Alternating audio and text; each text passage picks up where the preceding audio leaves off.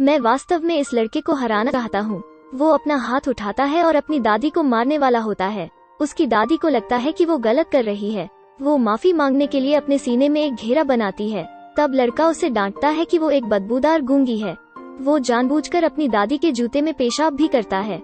सांग वू की माँ उसे दिवालिया होने के कारण उसकी देखभाल करने के लिए उसकी दादी के पास ले जाती है, इसलिए वो पैसा कमाने की कोशिश कर सके। पैदा होने के बाद से लाड़ प्यार करने के कारण लड़का यहाँ नहीं रहना चाहता। पहली बार जब वो अपनी दादी से मिला तो उसे लगा कि यह महिला घृणित है। शाम को उनकी दादी विशेष रूप से अचार बनाती हैं, वो व्यंजन जो वो अपने पोते के लिए हमेशा सहेजती हैं। लेकिन लड़का वही खाता है जो वो खरीद लाया है। बिना एक शब्द कहे वो चावल वापस डाल देता है, क्योंकि वो सोचता है कि उसकी दादी जिसे छूती है वो सब गंदा है। दादी उसे कैंडी का एक पैकेट देती है जिसे वो खाने की हिम्मत भी नहीं कर सकती। लड़का परवाह नहीं करता है, फिर अपना चॉकलेट बार लेता है और चला जाता है। लड़का देर रात तक गेम खेलता है और बाथरूम जाना चाहता है। अपने डर के कारण वो चाहता है कि उसकी दादी उसके साथ जाए। लड़का अपनी दादी से कहता है कि वो उसकी ओर न देखे। वो इस माहौल में बिल्कुल फिट नहीं बैठता। वो आमतौर पर घर पर अपनी पसंद की कार तस्वीरें देखता है, अपने रोबोट के साथ खेलता है, फिर अकेला लेटकर अपना गेम कंसोल खेलता है। दादी चुपचाप उसके बगल में फर्श पर झाड़ू लगाती है, लेकिन वो खड़ा भी नहीं होता है। एक दिन जब संग वू गेम खेल रहा होता है, उसकी दादी उसे सुई में धागा पिरोने में मदद करने के लिए कहती है। उसे लगता है कि जब वो गेम खेलता है तो यह बूढ़ी औरत उसे हमेशा परेशान करती है। एक निराश हुए चेहरे के साथ वो अपनी दादी को सुई में धागा पिरोने में मदद करता है और फिर उसे एक तरफ फेंक देता है। अचानक कमरे में एक कॉकरोच आया। संग वू डर जाता है, फिर भाग जाता है। उसकी दादी ने उस कॉकरोच को पकड़ लिया। वो इसे नुकसान पहुंचाने को तैयार नहीं है, इसलिए इसे जाने दें। इस बार उसकी दादी ने उसे सुई चुभोने में मदद मांगने के लिए बुलाया। संग वू धागे को बहुत लंबा खींचता है। उसे लगता है कि अगर वो ऐसा करता है तो उसकी दादी उसे अब और नहीं ढूंढ पाएगी। जब उसके गेम कंसोल की बैटरी खत्म हो जाती है तो वो अपनी दादी से पैसे मांगता है। दादी अपनी खाली जेब लेती है।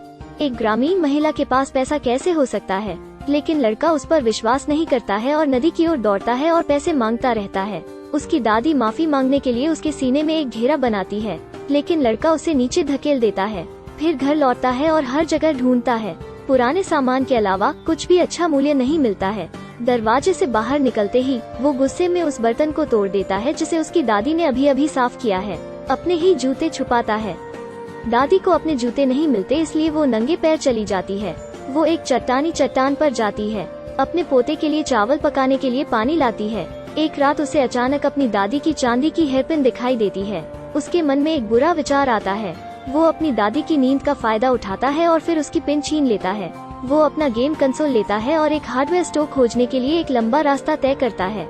लेकिन पहाड़ के एक स्टोर में गेम कंसोल की बैटरी कैसे मिल सकती है?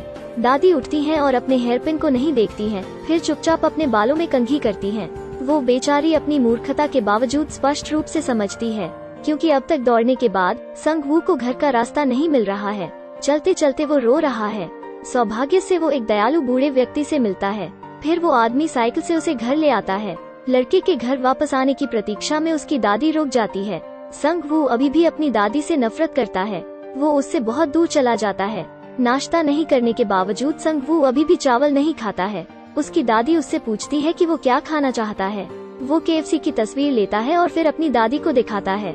उसकी दादी अपने हाथों का उपयोग मुर्गे की शिखा बनाने के लिए करती है, फिर उसकी बांह की ओर इशारा करते हुए यह दिखाने के लिए कि वो पहले से ही समझ चुकी है। वो उन औषधीय पौधों को लेती है जिन्हें उसने बेचने के लिए इतनी मेहनत से चुना था। संग वू सीटी बजाता है और उसे जल्द वापस आने के लिए कहता है।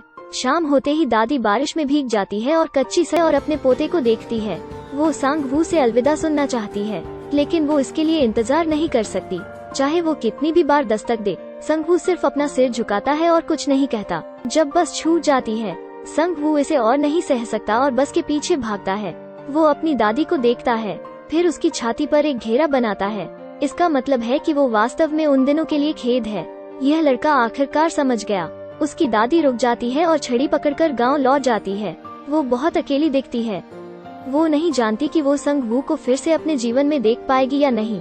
एक दिन लड़के को अपनी दादी से एक चित्र मिलता है। इस पर 2 वाक्य हैं।